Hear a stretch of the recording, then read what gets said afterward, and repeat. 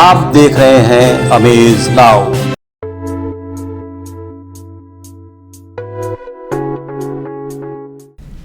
नमस्कार दोस्तों, amaze now की ख़ास प्रस्तुति ब्यूटी नाउ में आप सभी का स्वागत है। और आज हम आपको लेकर के आए हैं फेरी सैलून में। यहाँ पर पूजा जी एक्सपर्ट हैं, पूजा लखमनी जी, जो किसी प्रत्यय की मोहताज नहीं हैं। और आइए इनसे रूबरू होते हैं। तो पूजा लखमानी, आपका स्वागत है ब्यूटी नाउ में। Thank you so much amaze now. तो दर्शकों, मैं आपको बता दूं, पूजा लखमानी को जावेद हबीब, जो कि किसी परिचय के मोहताज नहीं है, खुद अपने आप में वो एक ब्रांड हैं, उनके द्वारा इन्हें सम्मानित किया गया और इन्हें हेयर मास्टर का खिताब मिला। तो सबसे पहले पूजा जी, मेरा आपसे ये सवाल है कि जब आपको इस अवार्ड से नवाजा गया तो उस वक्त आपकी फीलिंग क्या थी, कैसा लगा आपको? मुझे बहुत ऑनर फील हुआ। एक्चुअली ये लगा कि 15 साल की मेरी मेहनत रंग लाई। चलिए, और ये बताइए कि जैसा कि आपने बोला कि ये 15 साल की आपकी जर्नी थी, तो ये 15 साल की आपकी जर्नी कैसी रही? एक्चुअली मुझे शुरू से ब्यूटी वर्ल्ड में मतलब मुझे हमेशा था कि मैं कुछ अलग करूं। तो मुझे शुरू से ये था कि मैं अपने उस पर, और मैं अपनी मम्मी को भी देखते हुए मुझे था कि मैं अपनी मम्मी को देखते देखते मुझे और इंटरेस्ट हुआ कि मैं इस फील्ड में आऊँ। और करते करते आज मैं उसमें हूँ कि आई फील वेरी गुड। चलिए, बहुत अच्छा। और हमारे दर्शक भी बिल्कुल चाहेंगे कि पूजा लखमानी से कुछ ट्रीटमेंट लें, उन्हें कुछ इनका रिवॉर्ड मिले। तो एक ऐसी ही ज्योत्सना श्रीवास्तव हमारी व्यूअर हैं जो अपना सवाल पूजा लखमानी से पूछना चाहती हैं। नाम ज्योत्सना श्रीवास्तव है और मेरा पूजा जी से ये सवाल है कि मेरे हेयर बहुत कर्ली हैं एंड आफ्टर शैम्पू ये बहुत ड्राई हो जाते हैं। Can you please suggest the solution for this? हाँ ज्योत्सना जी, जैसे आपने मुझसे पूछा कि रफ़ हेयर्स के लिए क्या कर सकती हैं, पहले तो आप कौन सा शैम्पू यूज़ करती हैं, क्या वो सब चीज़ें पूरी ऑल ओवर सब चीज़ पे डिपेंड करता है।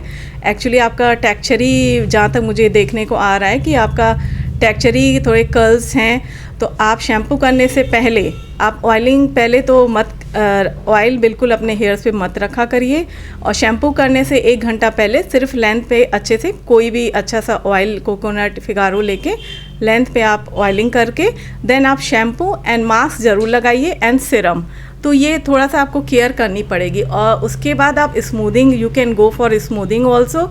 उससे आपके हेयर स्मूथ शाइनिंग और बहुत ही उसका टेक्सचर भी आपको you will feel very good. मतलब smoothing is the best for you, तो you can go for smoothing. तो ज्योत्सना जी, आपको आपके सवालों के जवाब तो मिल ही चुके होंगे, लेकिन पूजा जी मेरा एक सवाल है, वो मैं ये आपसे पूछना चाहती हूँ कि स्पा आजकल लोग करवा रहे हैं, तो क्या ये कैसा ट्रीटमेंट है, उसके फ़ायदे और नुकसान क्या हैं? नुकसान तो इसका बिल्कुल भी नहीं है। हेयर स्पा एक तरह का नरिशमेंट है जिससे बाल में आपको शाइनिंग मिलती है। और जैसे आजकल लोग रिबॉन्डिंग, हाइलाइट्स कराते हैं, तो बहुत लोग हेयर स्पा लेना ज़रूरी नहीं समझते, जबकि वो बहुत ज़्यादा ज़रूरी होता है। और अगर आपके रिबॉन्डिंग, स्मूदिंग या हाइलाइट्स नहीं भी किए हैं तो भी हेयर स्पा लेना बहुत ज़रूरी होता है। तो अगर आपको हेयर फॉल ट्रीटमेंट है, हेयर फॉल है या डैंड्रफ है, तो उसके लिए आप हेयर स्पा ट्रीटमेंट बिल्कुल ले सकते हैं। इससे आपके हेयर और शाइनी हो जाएंगे और आपको हेयर फॉल नहीं होगा, डैंड्रफ की प्रॉब्लम से आप सॉल्व हो जाएंगे।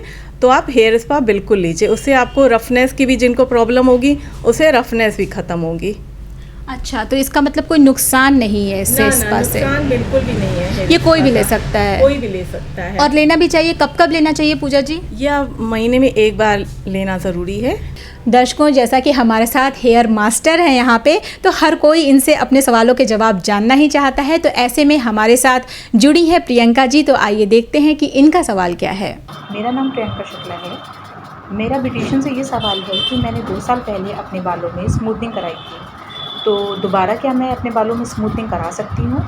और उसके बाद मेरे बालों का वॉल्यूम काफ़ी कम हो गया है, क्योंकि मेरे बाल भी बहुत डैमेज हो गए थे और काफ़ी झड़ भी रहे थे। जो प्रिस्क्राइब किया था मुझे मेरे ब्यूटिशियन ने, वो मैं शैम्पू और मास्क यूज़ कर रही थी, लेकिन उसके बावजूद भी मेरे बाल काफ़ी झड़ रहे थे। तो क्या दोबारा मैं अपने बालों में स्मूथनिंग फिर से करा सकती हूँ? प्लीज़ मुझे गाइड करें।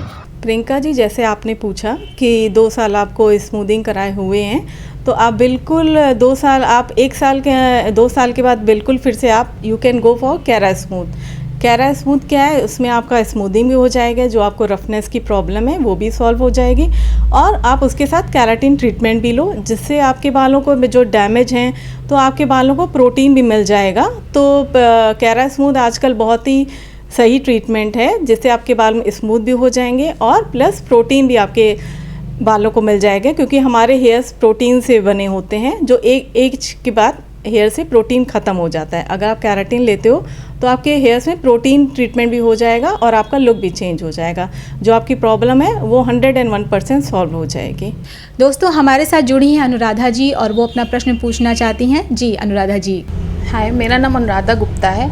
मेरे बाल बहुत ड्राई एंड रफ़ हो गए हैं, तो मेरा पूजा जी से यही सवाल है कि क्या अगर मैं अपने बालों में स्मूदनिंग कराऊं तो क्या वो मेरे बालों को सूट करेगा, या फिर और भी मुझे कोई अलग ट्रीटमेंट लेना पड़ेगा?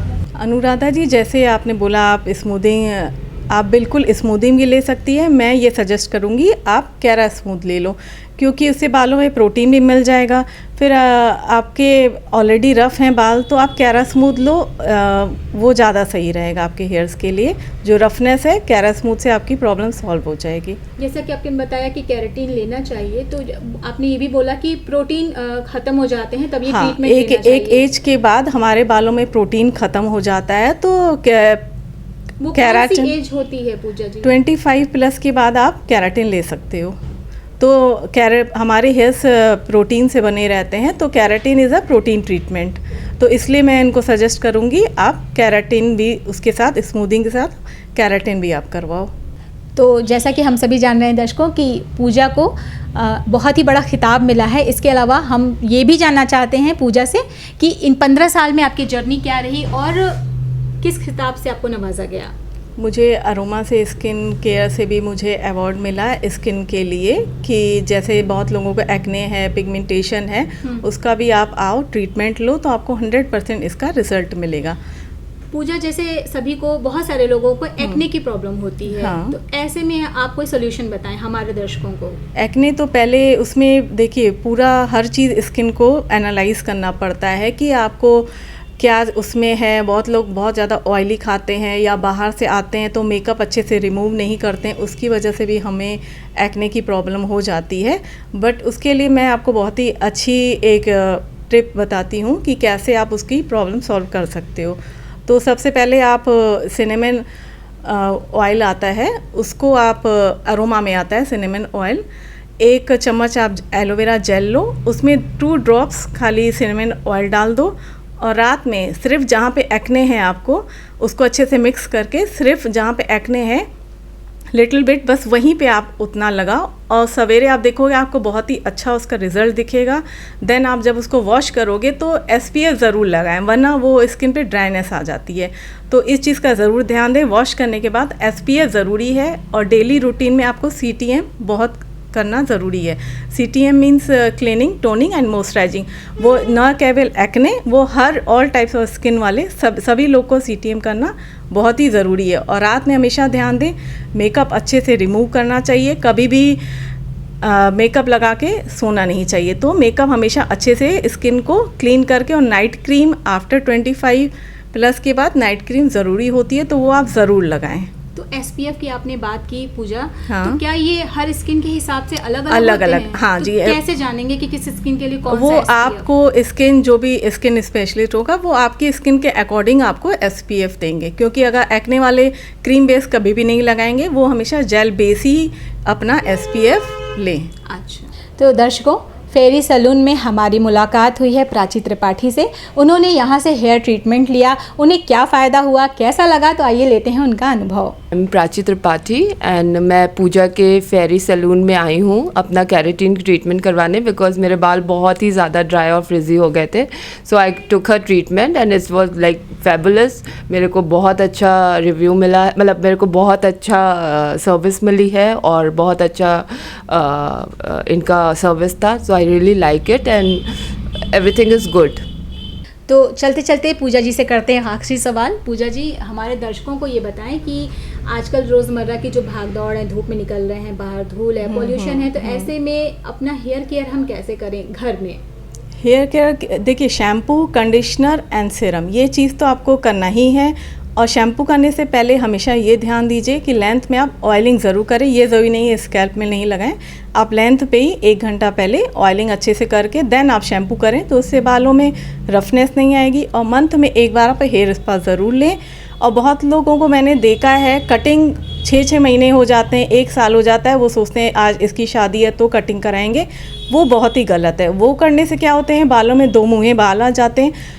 इसलिए मैं ये सजेस्ट करूँगी हर 2 से 3 महीने में आप नीचे से हल्की ट्रिमिंग करा लीजिए, जिससे आपको 2 मुँहे बाल, बहुत लोग उससे प्रॉब्लम होती है, वो चीज़ आपको सफ़र नहीं करनी पड़ेगी। Thank you. तो पूजा जी आपसे बात करके बहुत अच्छा लगा। मुझे भी बहुत अच्छा लगा। अमेज नाउ टीम का thank you so much. Arvind ji, Sugandha ji, मुझे बहुत अच्छा लगा आप लोगों से बात करके। तो दर्शकों, ये थी हमारे साथ पूजा लखमानी। मुझे पता है कि आपको इनसे मिलकर बहुत ही अच्छा लगा होगा और इन्होंने जो भी टिप्स बताए हैं आप उन्हें आजमाइए, निश्चित रूप से आपको फ़ायदा होगा। तो आज के इस एपिसोड में ब्यूटी नाउ के बस इतना ही। अगले एपिसोड में आपसे फिर से मुलाकात होगी किसी नए शख्सियत के साथ। तब तक के लिए हमें आज्ञा दीजिए। नमस्कार।